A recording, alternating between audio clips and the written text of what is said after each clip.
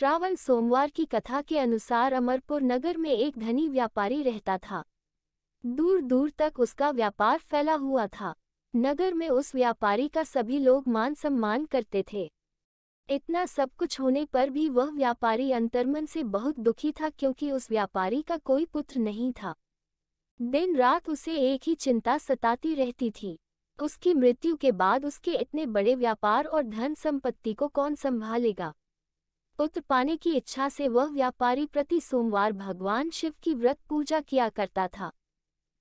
सायंकाल को व्यापारी शिव मंदिर में जाकर भगवान शिव के सामने घी का दीपक जलाया करता था। उस व्यापारी की भक्ति देखकर एक दिन पार्वती ने भगवान शिव से कहा, हे प्राणनाथ, ये व्यापारी आपका सच्चा भक्त है। कितने दिनों से यह सोमवार का व्रत और पूजा नियमित कर रहा है। भगवान, आप इस व्यापारी की मनोकामना अवश्य पूर्ण करें। भगवान शिव ने मुस्कुराते हुए कहा, हे पार्वती, इस संसार में सबको उसके कर्म के अनुसार फल की प्राप्ति होती है। प्राणी जैसा कर्म करते हैं, उन्हें वैसा ही फल प्राप्त होता है। इसके बावजूद पार्वती जी नहीं मानी। उन्होंने आग्रह करते हुए कहा, नहीं प्राणनाथ, आपको इस व्यापारी की इच्छा पूरी करनी ही पड़ेगी। यह आपका अनन्य भक्त है। प्रति सोमवार आपका विधिवत व्रत रखता है और पूजा अर्चना के बाद आपको भोग लगाकर एक समय भोजन ग्रहण करता है। आपको इसे पुत्र प्राप्ति का वरदान देना ही होगा। पार्वती का इतना आग्रह देखकर भगवान शिव ने कहा, तुम्हारे आग्रह पर मैं इस व्यापारी को पुत्र प्राप्ति का वरदान देता हूँ, लेकिन इसका पुत्र 16 वर्ष से अधिक जीवित नहीं रहेगा।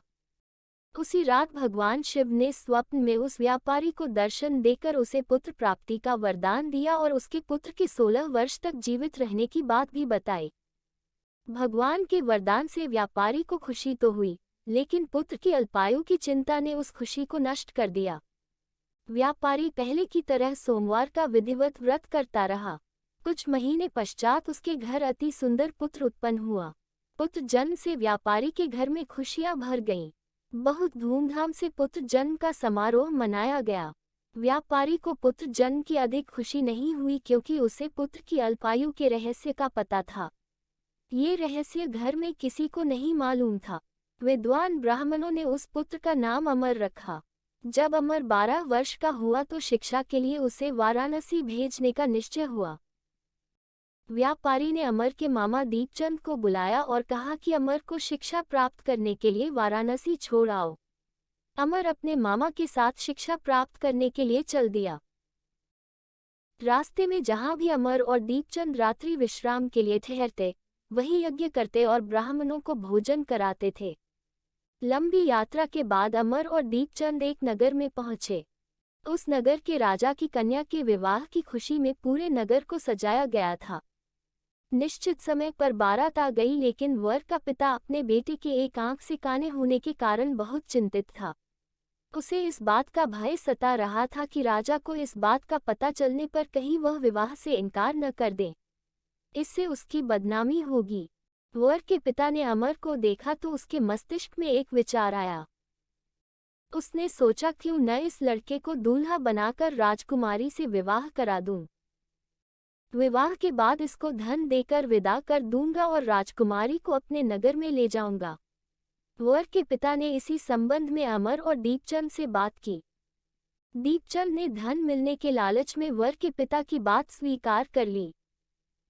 अमर को दूल्हे के वस्त्र पहनाकर राजकुमारी चंद्रिका से विवाह करा दिया गया। राजा ने बहुत सा धन देकर राजकुमारी को विदा किया। अमर जब लौट रहा था तो सच नहीं छिपा सका और उसने राजकुमारी की ओढ़नी पर लिख दिया, राजकुमारी चंद्रिका, तुम्हारा विवाह तो मेरे साथ हुआ था, मैं तो वाराणसी में शिक्षा प्राप्त करने जा रहा हूँ। अब तुम्हें जिस नवयुवक की पत्नी बनना पड़ेगा वह कान्हा है। जब राजकुमारी ने अपनी ओढ़नी पर लिखा हुआ पढ़ा तो उसने काने लड़के के साथ जाने से इनकार कर दिया। राजा ने सब बातें जानकर राजकुमारी को महल में रख लिया। उधर अमर अपने मामा दीपचंद के साथ वाराणसी पहुंच गया। अमर ने गुरुकुल में पढ़ना शुरू कर दिया। जब अमर की आयु 16 वर्ष पूरी हुई तो उसने एक यज्ञ किया। यज्ञ की समाप्ति पर ब्राह्मणों को भोजन कराया और खूब अन्न वस्त्र दान किए। रात को अमर अपने शयन कक्ष में सो गया। शिव के वरदान के अनुसार शयनावस्था में ही अमर के प्राण पखेरु उड़ गए। सूर्योदय पर मामा अमर को मृत देखकर रोने पीटने लगा। आसपास के लोग भी एकत्र होकर दुख प्रकट करने लगे। मामा के रोने विलाप करने स्वर समीप से गुजरते हुए भगवान शिव और माता पार्वती ने भी सुने। पार्वती जी ने भगवान से कहा, प्राणनाथ, मुझसे इसके रोने के स्वर सहन नहीं हो रहे, आप इस व्यक्ति के कष्ट अवश्य दूर करें। भगवान शिव ने पार्वती जी के साथ अदृश्य रूप में समीप जाकर अमर को देखा तो पार्वती जी से बोले, पार्वती, ये तो उसी व्यापारी का पुत्र है। मैंने इसे 16 वर्ष की आयु का वरदान दिया था, इसकी आयु तो पूरी हो गई। पार्वती जी ने फिर भगवान शिव से निवेदन किया, हे प्राणनाथ, आप इस लड़के को जीवित करें, नहीं तो इसके माता पिता पुत्र की मृत्यु के कारण रो रो कर अपने प्राणों का त्याग कर देंगे। इस लड़के का पिता तो आपका परम भक्त है, वर्षों से सोमवार का व्रत करते हुए आपको भोग लगा रहा है। पार्वती के आग्रह करने पर भगवान शिव ने उस लड़के को जीवित होने का वरदान दिया और कुछ ही पल में वह जीवित होकर उठ बैठा। शिक्षा समाप्त करके अमर मामा के साथ अपने नगर की ओर चल दिया। दोनों चलते हुए उसी नगर में पहुंचे जहां अमर का विवाह हुआ था। उस नगर में भी अमर ने यज्ञ का आयोजन किया। समीप से गुजरते हुए नगर के राजा ने यज्ञ का आयोजन देखा। राजा ने अमर को तुरंत पहचान लिया। यज्ञ समाप्त होने पर राजा अमर और उसके मामा को महल में ले गया और कुछ दिन उन्हें महल में रखकर बहुत सा धन वस्त्र देकर राजकुमारी के साथ विदा किया। रास्ते में सुरक्षा के लिए राजा ने बहुत से सैनिकों को भी साथ भेजा। दीपचंद ने नगर में पहुंचते ही एक दूत को घर भेजकर अपने आगमन की सूचना भेजी। अपने बेटे अमर के जीवित वापस लौटने की सूचना से व्यापारी बहुत प्रसन्न हुआ। व्यापारी ने अपनी पत्नी के साथ स्वयं को एक कमरे में बंद कर रखा था। भूखे प्यासे रहकर व्यापारी और उसकी पत्नी बेटे की प्रतीक्षा कर रहे थे।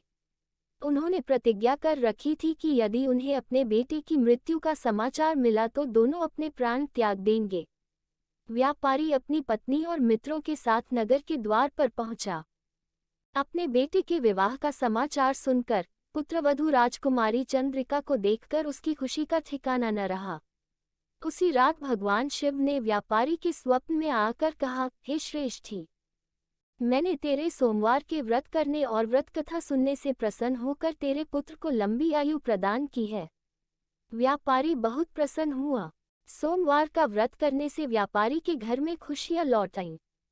शास्त्रों में लिखा है कि जो स्त्री पुरुष सोमवार का विधिवत व्रत करते और व्रत कथा सुनते हैं उनकी सभी इच्छाएं पूरी होती हैं।